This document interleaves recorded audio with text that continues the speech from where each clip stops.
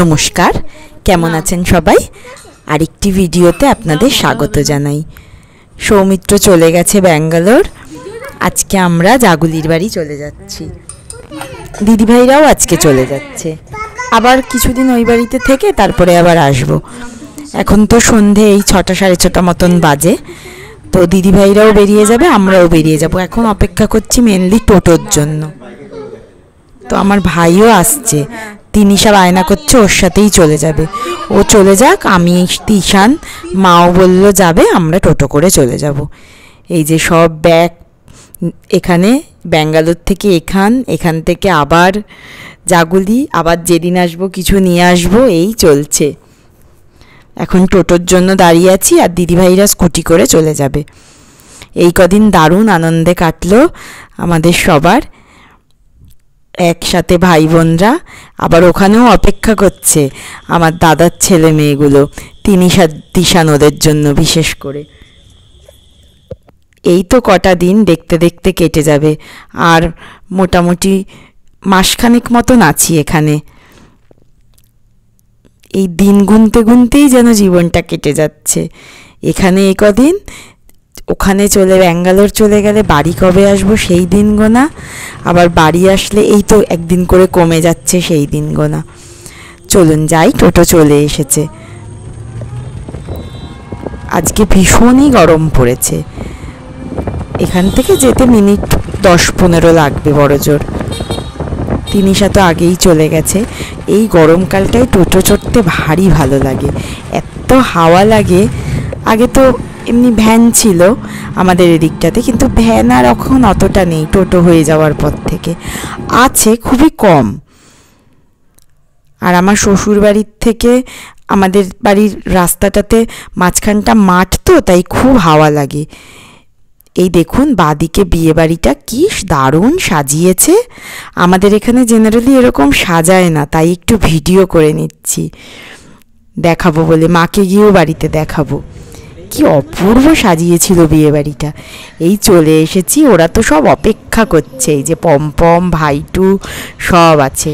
এই শুরু হবে আবার এখানে এসে যুদ্ধ সবার। ওদের তো এখনো স্কুল ছুটি পড়েনি, এই কদিন বাদে ছুটি পড়লে সারাদিন খেলা। মাকে একটু বললাম চা করতে, আরাম করে বসে এখন একটু চা খাবো। তিশান তো এসেই শুরু করে দিয়েছে।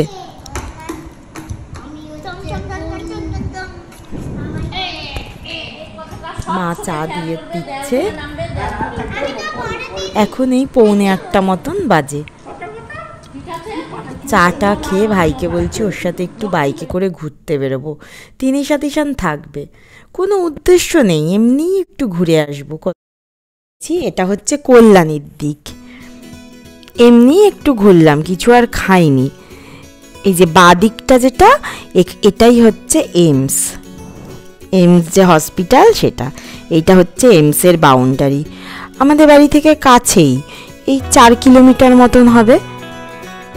সকালবেলা তো অসম্ভব ভিড় হয়, এখন সন্ধ্যের পরটা ফাঁকা ফাঁকাই। ওই ভেতরের যে বিল্ডিংগুলো দেখা যাচ্ছে ওগুলোই এমসের বিল্ডিং, আর সামনেই গেট। অনেক কটা গেটই রয়েছে, 1 নম্বর গেট, 2 নম্বর গেট, এরকম আর কি। এই যে এই বাদিকে হচ্ছে মেন গেট।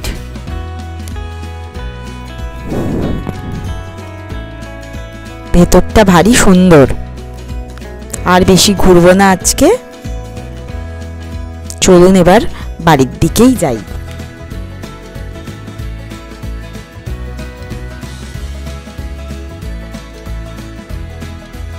এই যে সামনে কল্যাণী মোড়, কল্যাণী মোড় থেকে ডান দিকে গেলে কলকাতার দিক, আর বাদিকে গেলে হচ্ছে কৃষ্ণনগরের দিক।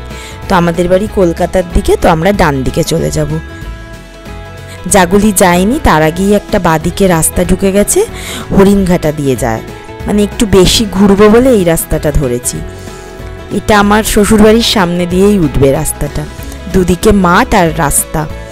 এত সুন্দর রাস্তা ছিল না, এই কয়েক বছরে এত সুন্দর রাস্তাটা করে দিয়েছে। ভীষণ ভালো লাগে এই রাস্তাটা, বিকেলবেলা আসতেও দারুণ লাগে। কোনো একদিন বিকেলবেলা আসলে আপনাদের সাথে শেয়ার করব। আজ তাহলে ভিডিওটা এটুকুই। ভালো লাগলে অবশ্যই লাইক, কমেন্ট আর শেয়ার করবেন, আর চ্যানেলটি ভালো লাগলে অবশ্যই সাবস্ক্রাইব করবেন। টাটা।